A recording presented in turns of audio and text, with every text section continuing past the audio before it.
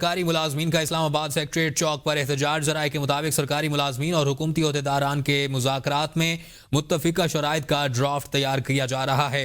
Draft तैयार होने पर सेक्रेटरी खजाना और वजीर खजाना दस्तखत करेंगे। मुलाजमीन का कहना है कि वजीर खजाना और सेक्रेटरी खजाना के दस्तखत शुदा ड्राफ्ट मौसूल होने के बाद एहतजाज के मुस्तकबिल का ऐलान किया जाएगा। आपको बताते चलें कि ड्राफ्ट पर सेक्रेटरी खजाना और वजीर खजाना दस्तखत करेंगे। ज़राए के मुताबिक दस्तखत शुदा ड्राफ्ट मौसूल होने के बाद एहतजाज के मुस्तकबिल का ऐलान करेंगे। ये कहना है एहतजाज करने वाले मुलाजमीन का। सरकारी मुलाजमीन का इस्लामाबाद सेक्रेटरीट चौक में एहतजाज जारी है। सरकारी मुलाजमीन और हुकूमती ओहदेदारों में मुत्तफ़िका शराइत का ड्राफ्ट तैयार। ड्राफ्ट पर सेक्रेटरी खजाना और वजीर खजाना दस्तखत करेंगे। ज़राए के मुताबिक दस्तखत शुदा ड्राफ्ट मौसूल होने के बाद एहतजाज के मुस्तकबिल का फैसला किया जाएगा। वज़ीर आज़म से मुलाकात के बाद चीफ जस्टिस याहिया अफरीदी आज अपोजिशन से भी मुलाकात करेंगे। मुलाकातों से सियासी इस्तेहकाम और अदलिया पर अवामी एतमाद की बहाली में मदद मिलेगी। चीफ जस्टिस याहिया अफरीदी से सदर सुप्रीम कोर्ट बार मियां रऊफ अता की क़यादत में वकला के वफद ने मुलाकात की। अदलिया की मजमूई कारकर्दगी पर तबादला ख्याल। चीफ जस्टिस से वज़ीर आज़म की मुलाकात को सराहा गया। चीफ जस्टिस से हज़ारा डिवीजन बार के वफद की भी मुलाकात। चीफ जस्टिस याहिया अफरीदी का इंसाफ तक रसाई के अज़्म का यादा। हज़ारा डिवीजन के दूर दराज इलाकों के दौरे का ऐलान। कहा बेंच और बार की इज्तिमाई दानिश अदालती निज़ाम के लिए नागुज़ीर है और कानूनी बरादरी के ताउन के बगैर मुअस्सर निज़ाम इंसाफ मुमकिन नहीं। हज़ारा डिवीजन के वकला अदालती तरबियती कोर्सेज से इस्तिफ़ादा करें। पाकिस्तान अब एक और मार्शल लॉ का मुतहम्मिल नहीं हो सकता। पाकिस्तान के अवाम बेहतर मुस्तकबिल का मुतालबा करने के लिए हक बजानिब हैं। ऑक्सफर्ड यूनियन से खिताब में चेयरमैन पीपल्स पार्टी बिलावल भुट्टो जरदारी ने कहा कि बेनज़ीर भुट्टो तमाम तर मुखालफत के बावजूद पाकिस्तान को आगे ले जाने के लिए सरगर्म रहीं। जमहूरियत के फ़वायद लोगों तक पहुंचाने के लिए बेनज़ीर भुट्टो की काविशें काबिल कदर हैं। बेनज़ीर भुट्टो की जिंदगी पाकिस्तान का कल बेहतर बनाने के लिए लगी। बेनज़ीर भुट्टो कहती थीं कि जमहूरियत बेहतरीन इंतकाम है।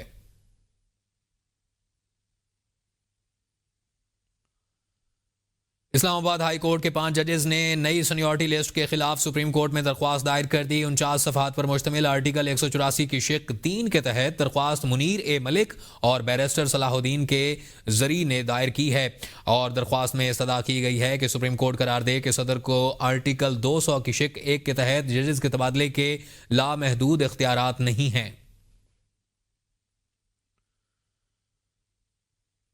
26 नवंबर एहतजाज में गिरफ्तार 120 से जायद पीटीआई वर्कर्स की जमानतें मंजूर हो गई। इस्लामाबाद हाई कोर्ट के कायम मुकाम चीफ जस्टिस सरफराज डोगर और जस्टिस मोहम्मद आसिफ ने तमाम वर्कर्स को फौरी रिहा करने का हुक्म दे दिया। दूसरी जानिब पीटीआई ने 24 से 27 नवंबर के दौरान इस्लामाबाद में होने वाले एहतजाजी मुजाहिरों की CCTV फुटेज और जख्मियों की तफसीलात हासिल करने के लिए इस्लामाबाद हाई कोर्ट से रुजू कर लिया। दरख्वास्त में इल्जाम लगाया गया कि जख्मियों और जाँ बहक कारकुनों की तफसीलात हासिल करने की कोशिश करने वाले अफराद को झूठे मुकदमात की धमकियां दी जाती हैं। दरख्वास्त में वफाकी हुकूमत, वजारत दाखिला, executive director PIMS, executive director polyclinic, medical superintendent CDA अस्पताल और DG सेफ सिटी इस्लामाबाद को फरीक बनाया गया।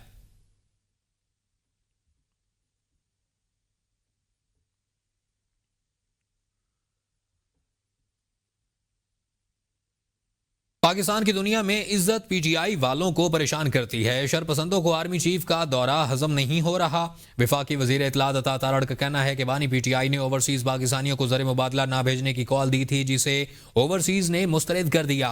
IMF को खतूत लिखना मुल्क दुश्मनी के मुतरादिफ है। PTI ने मुल्की सालमियत पर हमला किया। ये टोला मुल्क दुश्मनी का कोई मौका हाथ से नहीं जाने देता। PTI ने 9 मई को जो मुल्क पर हमला किया और उसके सबूत मौजूद हैं। मनफी प्रोपेगेंडे करने वालों के खिलाफ कानून हरकत में आएगा।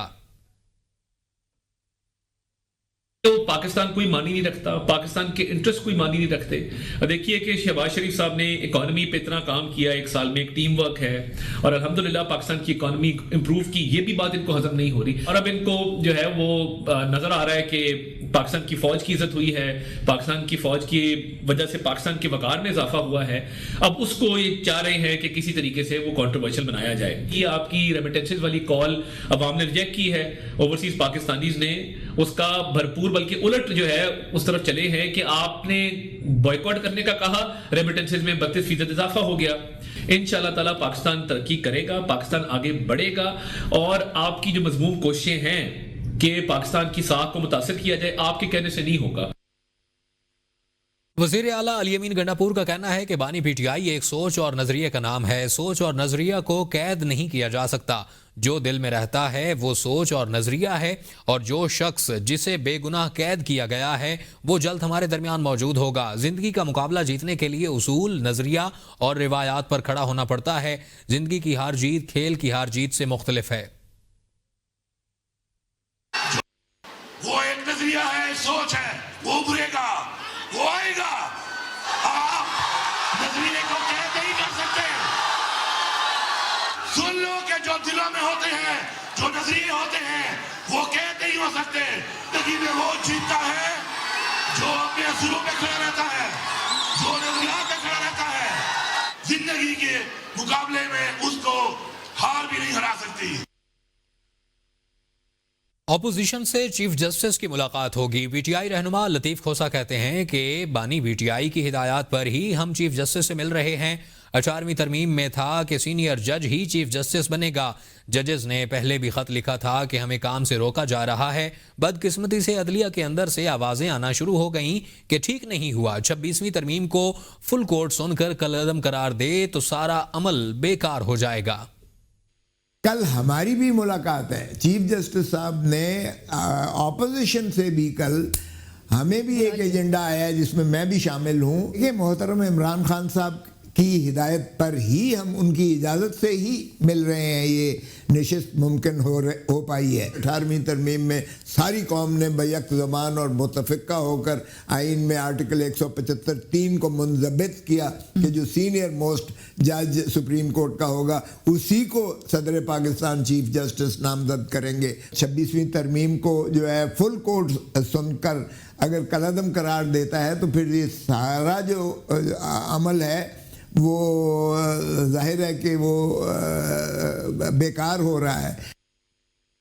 यूनिवर्सिटी ऑफ सरगोधा और मारूफ मुल्की कंपनी के दरमियान खुश आब मिनरल वाटर को कमर्शियल व तिजारती बुनियादों पर मार्केट में मुतारिफ करवाने के लिए मुआहदा तय पा गया है। यूनिवर्सिटी ऑफ सरगोधा और मुल्की company 6S catering and general order suppliers के दरमियान मुआहदे की तकरीब मुनक़िद हुई, जिसमें vice chancellor university of Sargodha, असातिज़ा और तुलबा शरीक हुए। मुआहदे के मुताबिक 6X catering and general order suppliers इस सिलसिले में मुकम्मल तमाम इंतजामी और मार्केटिंग के अखराजात बर्दाश्त करेगी। Vice chancellor university of Sargodha professor doctor Qaiser Abbas ने कहा कि प्रोजेक्ट को शुरू करने के लिए हमने तमाम कानूनी तकाज़ों को अपनाया। प्रोजेक्ट को कमर्शियल करने और मुआहदे को तकमील तक पहुंचाने के लिए अपनी सिफारिशात मुरतब की। इस मौका पर 6S catering and general order suppliers company के चीफ एग्जीक्यूटिव ऑफिसर मियां मोहम्मद साजिद ने कहा कि यूनिवर्सिटी ऑफ सरगोधा का मिनरल वाटर खुशाब एक गैर मामूली अहमियत की हामिल प्रोडक्ट है। आसियान मीडिया वफ्द ने Pakistan electronic media regulatory authority headquarter का दौरा किया। वफ्द ने चेयरमैन पैमरा मोहम्मद सलीम बेग से मुलाकात की। मुलाकात का मकसद पाकिस्तान और आसियान ममालिक के दरमियान मीडिया के शोबे में बाहमी ताउन को मजबूत बनाना, सकाफती तबादले को फ़रोग़ देना और पेशा वराना रवाबित को मजबूत करना था। आसियान कल्चर डिवीज़न के सीनियर अफसरान नोएल हेडल्टन और वेद यालबरियानी ने आसियान की नुमाइंदगी की। चेयरमैन पैमरा मोहम्मद सलीम बेग ने कहा कि मीडिया सकाफती और समाजी हम आहंगी को फ़रोग़ देने में अहम किरदार अदा कर सकता है। नोएल हेडल्टन ने कहा कि आसियान और पाकिस्तान के दरमियान मीडिया के शोबे में ताउन खुशाइंद है। ताउन इलाकाई अमन और तरक्की में अहम किरदार अदा करेगा। विदिया लिब्रियानी ने कहा कि प्रोग्राम पाकिस्तान और आसियान ममालिक के दरमियान मीडिया के शोबे में ताउन को फ़रोग़ देने के लिए एक अहम कदम है। मुलाकात में executive member Sikandar Rashid Chaudhry, executive director general Wakil Khan Mohammad Tahir, general director Tamseel Haider, Tahir Farooq Tarar और कंसल्टेंट मीडिया सादिया वद्दार भी मौजूद थीं। सानवी तालीमी बोर्ड कराची की जानिब से 9वीं और 10वीं जमात के इम्तिहानात मार्च में करवाने पर तलबा के साथ साथ वालिदैन के तहफ़्फ़ुज़ात भी सामने आ गए। तलबा और वालिदैन का कहना है कि रमज़ान जैसे मुक़द्दस महीने में इम्तिहानात कराने के फैसले ने परेशानी से दो चार कर दिया। तफसीलात आबदा खान की रिपोर्ट में। 9वीं और 10वीं जमात के इम्तिहानात रमजानुल मुबारक में कराने का ऐलान, तुलबा की बड़ी तादाद आज़माइश का शिकार हो गई, जबकि वालिदैन परेशान हैं। पेपर देना बच्चों के लिए बहुत मुश्किल है। कोशिश की जाए कि या तो रोजे से पहले हो जाए या ईद के बाद कर दें। और जितने भी सेंटर होते हैं वहाँ बैठने का वालिदैन के लिए कोई बंदोबस्त नहीं होता, तो वो बाहर धूप में खड़े होते हैं। तो लाजमी सी बात है जो वालिदैन साथ जाएंगे वो वालदा वालिद वो धूप में रोज़े की हालत में बाहर खड़े खड़े 3-4 घंटे, तो उनकी भी हालत ख़राब हो जाएगी। वालिदैन कहते हैं सहरो अफ्तार की वजह से बच्चों की पढ़ाई पर तवज्जो देना मुश्किल हो जाएगा। कराची के इम्तिहानी सेंटर में लोड शेडिंग भी एक बड़ा मसला है। बच्चे रोजे के साथ गर्मी में कैसे पेपर देंगे? लेकिन क्योंकि रोज़ा होगा तो सुबह आप देख लें फजर से लेकर मगरिब तक जब वो रोज़े में होगा तो उससे सही पढ़ाई नहीं होगी, और मगरिब के बाद भी फिर ज़ाहिरी बात है जो 9-10 के स्टूडेंट्स हैं वो कोई छोटे बच्चे तो है नहीं, सारे उन पर रोज़ा भी फ़र्ज़ है, नमाज भी फ़र्ज़ है, रात को तरावी पढ़ेंगे तो उस तरीके से उन्हें बिल्कुल टाइम नहीं मिलेगा। ये पेपर हम देंगे, हमें काफ़ी मुश्किलात है क्योंकि बच्चों का रोज़ा भी होता है, सही है, और इस वजह से आपसे गुजारिश है कि ये पेपर हमारे मुलतवी किए जाएँ। तुलबा और वालिदैन ने रमजानुल मुबारक के पेश नज़र महकमे तालीम और स्टीयरिंग कमेटी से फैसले पर नजरसानी का मुतालबा किया है। हाजिर होते हैं हेडलाइंस के साथ, आप देखते रहिए।